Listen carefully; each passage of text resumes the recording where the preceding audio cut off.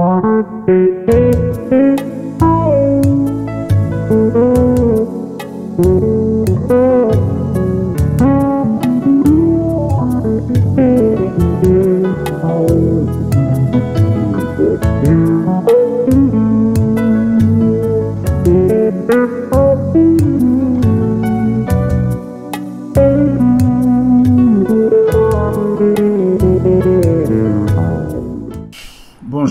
Bonjour.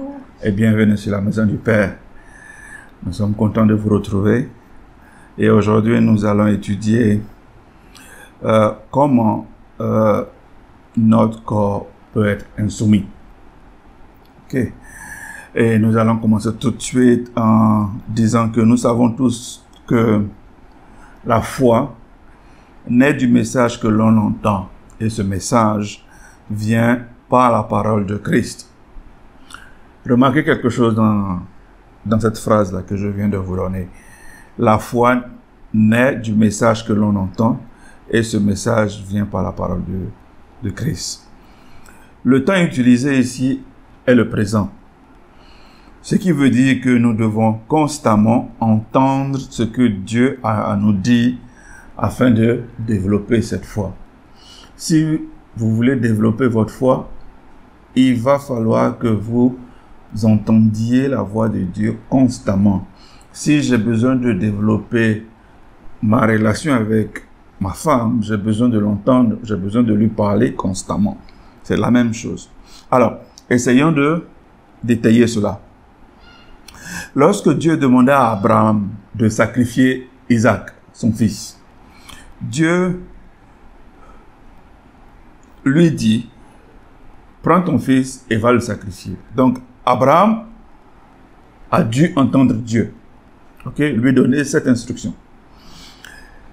Et on connaît l'histoire dans la Bible, il fit ce que le Seigneur lui demanda et était même sur le point de sacrifier son fils. Quand encore une fois, il entendit la voix de Dieu, lui dit, non, ne le fais pas, mais plutôt, regarde dans le buisson, il y a une brebis qui est là et utilise cette brebis pour le sacrifice. Si Abraham n'avait pas pris l'habitude d'écouter la voix de Dieu, on n'aurait pas eu Isaac. Parce que Isaac serait mort. Pas parce que son père Abraham voulait le tuer, mais parce que Abraham a entendu que oui, il faut sacrifier ton fils ton fils Isaac. Donc, quel que soit ce que nous entendons de Dieu, il faut toujours vérifier avec lui que cette instruction est toujours valable. Si nous avons entendu une instruction de Dieu il y a 3 jours, le jour de la réalisation de cette instruction, vérifiez avec Dieu, parce que Dieu peut vous dire aujourd'hui faites A, mais demain, pour la même chose, il va vous dire de faire B. Alors, vous faites A ou vous faites B. Ok? Est-ce que nous entendons, et ce que nous entendons doit être continuel, même si les instructions sont opposées ou contraires. L'instruction que Abraham a eue était contraire. Sacrifie ton fils. Et non, ne le fais pas. Imaginez un seul instant que Abraham n'ait pas écouté Dieu ou n'ait pas entendu Dieu.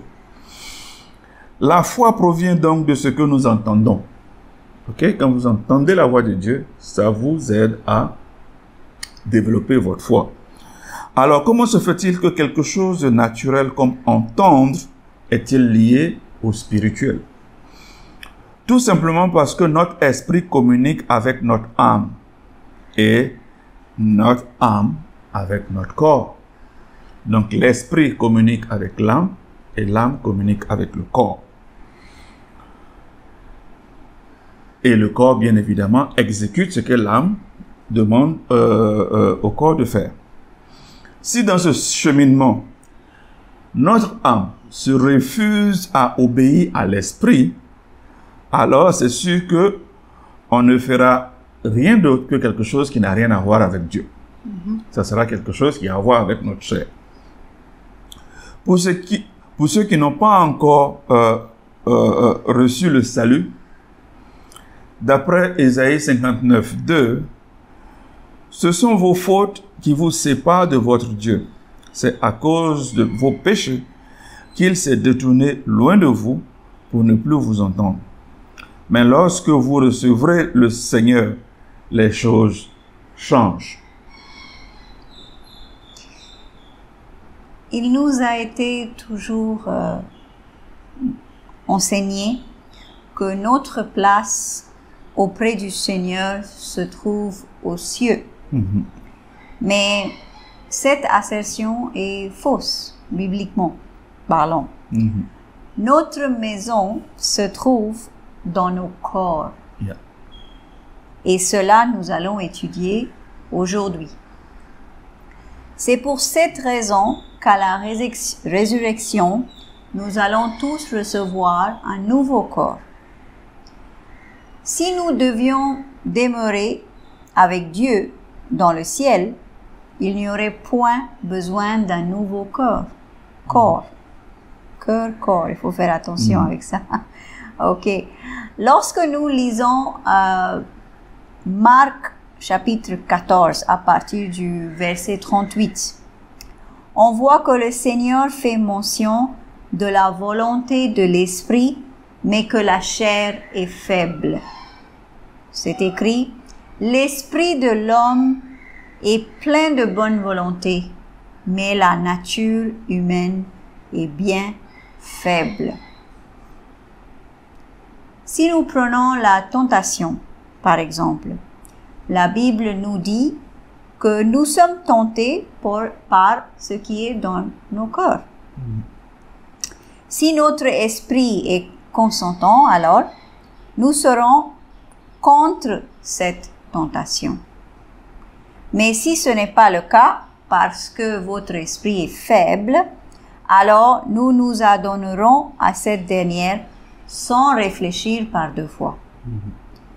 Le désir est conçu en esprit et transmis à l'âme, et lorsque ce dernier est pleinement formé, il donne naissance au péché, c'est-à-dire à la matérialisation physique de l'acte qui produit la mort. Ce que votre âme désire, le corps le lui rendra. Lisons maintenant Romains chapitre 8, verset 1. Maintenant donc, il n'y a plus de condamnation pour ceux qui sont unis à Jésus-Christ. Merci au Seigneur en qui nous avons foi et qui nous permet de revenir sur le droit chemin chaque fois que nous avons péché.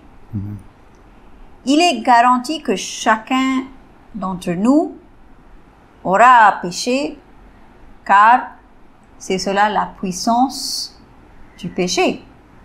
Et nul à part Christ n'est au-dessus, mais quand cela se passe, on se ressaisit et on avance en Christ.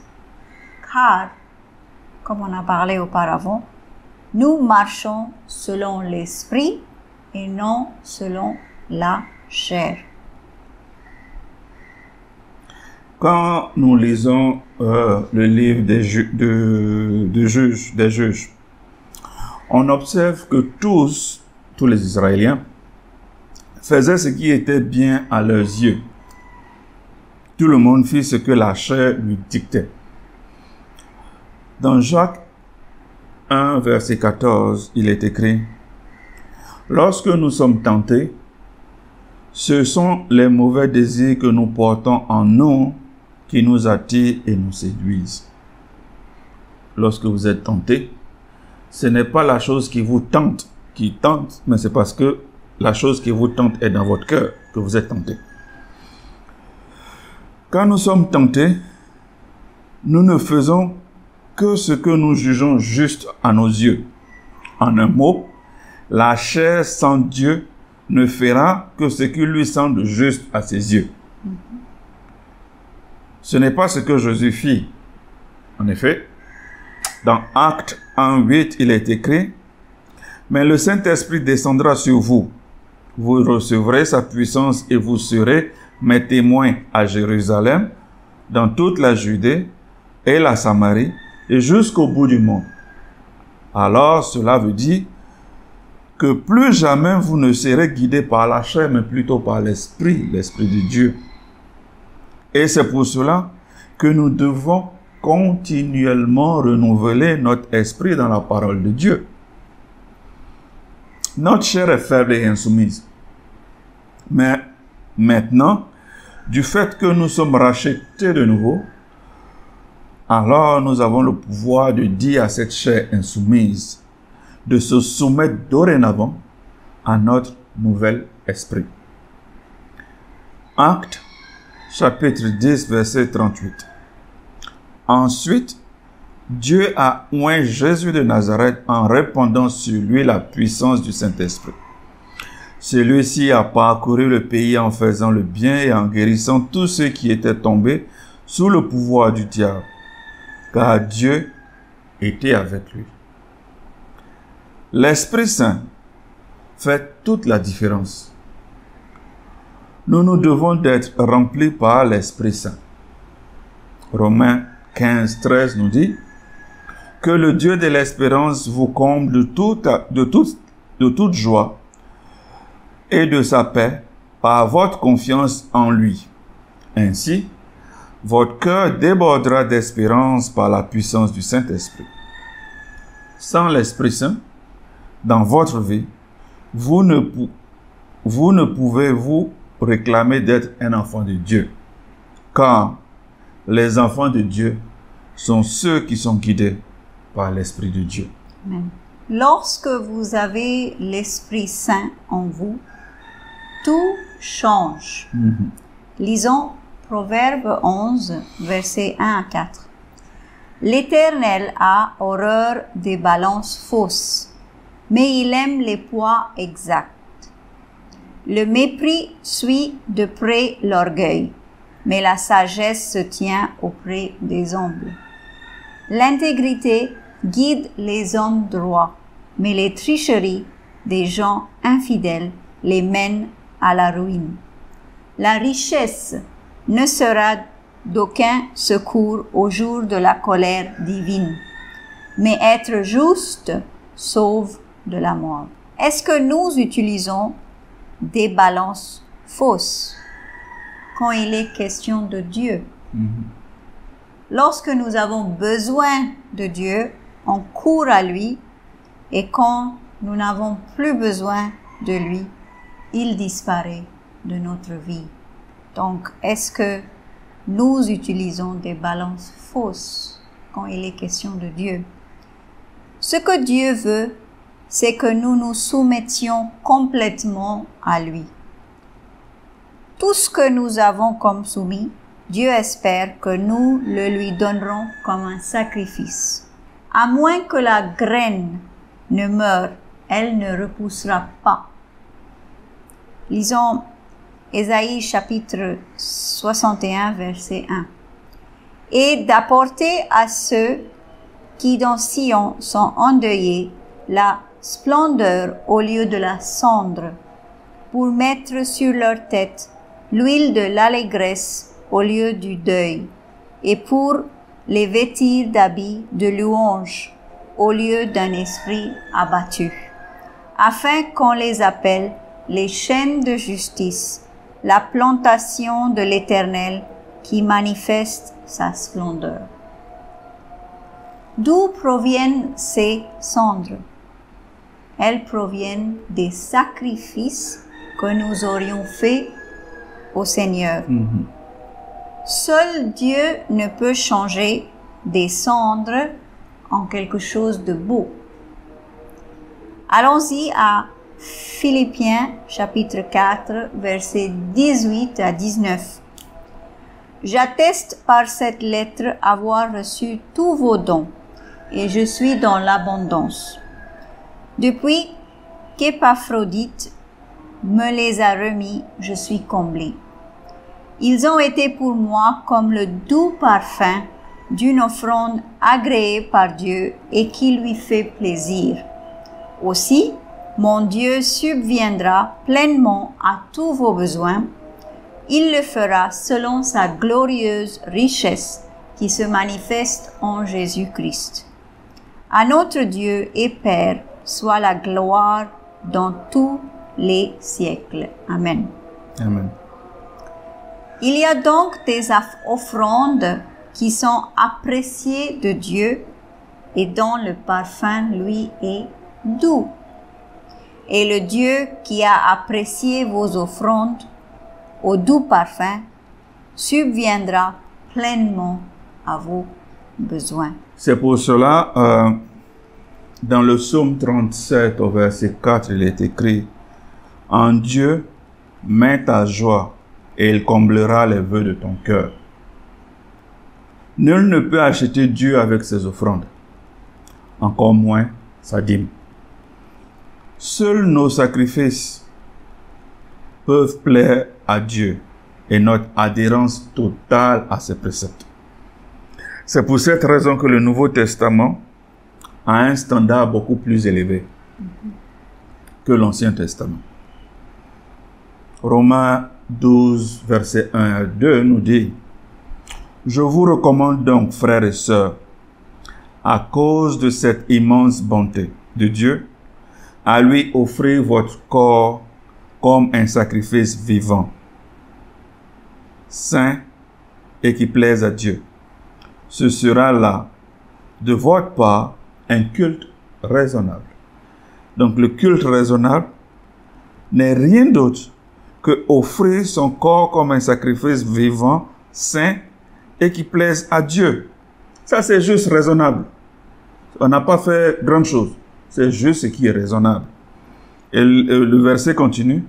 Ne prenez pas comme modèle le monde actuel, mais soyez transformés par le renouvellement de votre intelligence pour pouvoir discerner la volonté de Dieu, ce qui est bon, ce qui lui plaît et ce qui est parfait. C'est pour cette raison que ce verset, c'est pour cette raison que chaque fois, depuis un mois à peu près, que nous vous communiquons ce message, on vous demande de renouveler votre esprit dans la parole de Dieu. Parce que lorsque vous le faites, lorsque vous renouvelez votre intelligence par le pouvoir de la parole de Dieu, vous pouvez discerner ce que Dieu veut pour vous dans telle ou telle situation. Et nous avons 3 catégories de ce que Dieu veut. Ce qui est bon, ce qui lui plaît et ce qui est parfait. Vous devez présenter vos corps comme des sacrifices vivants, saints aussi. Saints aussi. Saints de corps et saints d'esprit. Et il est possible d'être saint. Et c'est quelque chose que nous devons rechercher et prier pour. Si ce n'était pas possible d'être saint, il serait écrit dans la Bible, Jésus aurait dit cela, que tout homme, il est impossible d'être saint. Et quand je parle de sainteté, je ne suis pas en train de parler de sainteté canonique. Je suis en train de parler de saint d'esprit et saint de corps. Quelqu'un qui ne pêche pas ou quelqu'un qui fait en sorte de ne pas pécher. Le culte raisonnable dont il est question, comme je l'ai fait savoir, ici il fait référence au fait de présenter son corps comme un sacrifice vivant.